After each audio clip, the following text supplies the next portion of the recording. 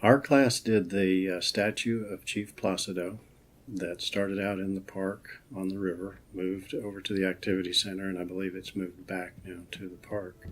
The project for me was probably the most rewarding, or one of the most rewarding things I've done in San Marcos.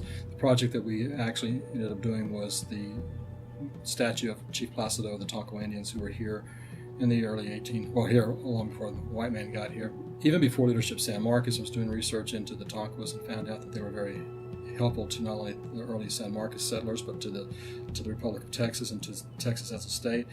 And that he was not aware of any single public space that made any mention of the Tonkawa tribe.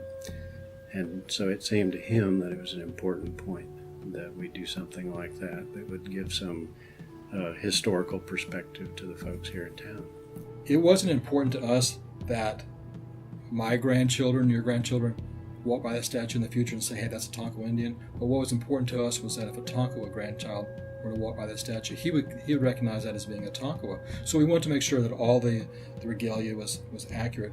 We had a sculptor, Eric Slocum, who got involved with that. He volunteered his time. The class had good input into all of the aspects of the fundraising. We were able to raise so much money that not only was the statue paid for, but we were able to take two trips to Tonkawa, Oklahoma, to meet with the Tonkawa tribe to do historical research on and get facts about the tribe itself. And he made contact with the chief of the Tonkawa tribe. There were those who had told him that they were an extinct tribe, and he found them in Oklahoma and reached their chief or president, whatever they call him now. His name is Don Patterson. We went up to Oklahoma. It was the last weekend of March in 2007, and it was brisk on the high plains of Oklahoma. The grass was green. There was water standing every place. It was a beautiful, beautiful day. And we went to Mr. Patterson's home, and he regaled us with stories of the creation myth of the Tonkawa tribe, brought out a few relics that were important to the tribe. He was a consummate showman.